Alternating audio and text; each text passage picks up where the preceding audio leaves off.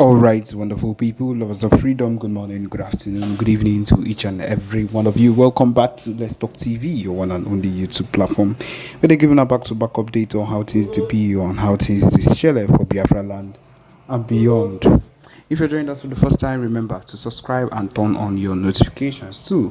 Also, remember to like and share this broadcast as it is hot. All right, the latest one with the boss brains at the moment. Yes, Enugu community has lamented on the destruction of crops farms by Fulani herdsmen. And people, these are the set of people that we've been talking about that we need to actually leave our premises. We've been talking about it, how these people need to leave.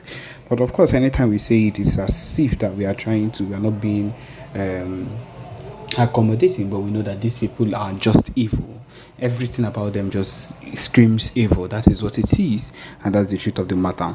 Now, these are the details of this news. The man, he said that the man narrowly escaped as seen in videos by a witness Amechu Ugoji shared on his Twitter handle. He's a resident of Eziama Agobu, or in Ezagu local government area of Enugu State, were thrown into chaos on Tuesday when herdsmen abducted a man and his wife and son while they were collecting firewood in the bush. The man narrowly escaped, as seen in videos by a witness, Amechi Ugoji. A community leader who spoke in the video expressed distress over the incident, highlighting the ongoing issue of cattle destroying their crops and agricultural farms. He appealed to the Enugu state government to intervene and address the alarming rate of farm destruction, seeking protection for their means of livelihood. Of course, this is what we always talk about, that these people need to be cleansed out. But of course, their so-called governor, Mba, will not always do what is needed and is not even in support of anything that concerns Biafra. He does anything he wants and does only what would benefit him. That's just the truth of the matter. The community leaders plea. The incident has sparked concerns and fear among the agrarian community who rely on their farms for survival. The community leaders' plea for government assistance aims to ensure their safety and the preservation of their agricultural resources.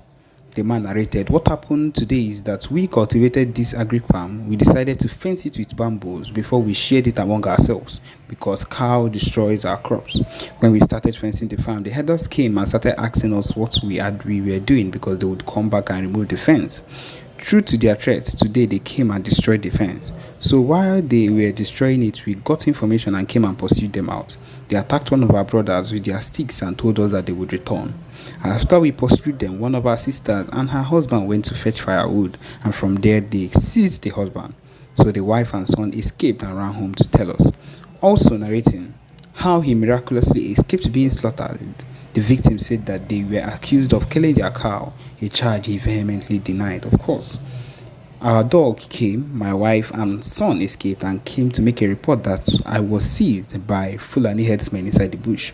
My wife escaped with my son when I was exchanging words with them. Asked them, "Will you kill me and kill my wife? For what offense?" At that point, I didn't know that my family had already escaped to come home and give information on how to rescue me. When the herders discovered that my family had escaped, they apparently sensing danger, they released me. When they released, I was calling my wife and my son, but they were nowhere to be found. That was when I knew that they had escaped. The farm the herders destroyed is located at the place called Agric in Eziama Agobu. And these people are becoming a very big terror to everything that we hold dear.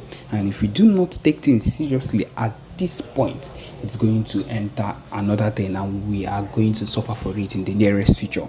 And that is why we need to do something about it now. And that is why the PM keeps on saying a whole lot of things concerning this set of people, these Fulani people. They are not people you should even be living with or eat with or stay in the same vicinity with, because one day they can decide to wake up and kill you, and their plan, which is and has always been, is to take over everywhere, is to colonize and just to take lands. That is what their aim is, and we will not let them do this. This is not, our land is not for the taking. That is why the Biafra Liberation Army is on a mission to make sure they are cleansed from our land. That is the truth of the matter. We are not going to let them just wake up one day and decide to enter our land to do what they want. No, We are not going to let that. My people, that is just the truth of the matter. We can continue. Their so-called Jagaban that was supposed to have saved them has unsaved them. Because that is what it is at this particular point. Okay, the next news that we have right here is that the security operatives discover bodies of 6 policemen killed by Fulani herdsmen, 15 others missing. It is not a joke. The fact that this set of things keep happening, and they feel that they can get away with it, because it is what they think. They feel they will be able to like get away with every single thing they do. Is very outrageous. Now they are suffering for the consequences. They are suffering for the consequences of the things that are happening to them. He says here that trouble is brewing in Delta State after the bodies of policemen killed by Fulani herdsmen were discovered. A collaborative effort between security forces and local vigilantes resulted in the retrieval of deceased police officers' bodies belonging to the IRT Abuja, PMF 51 Ogara, and Anti-Kidnapping Squad Asaba. So these are the set of people that their bodies were found recently that were killed by Fulani herdsmen. And they are still keeping these people in their stead. They are still keeping this set of people in their stead. And that is why we can never allow them to encroach into our own land. They have already encroached. They have started entering.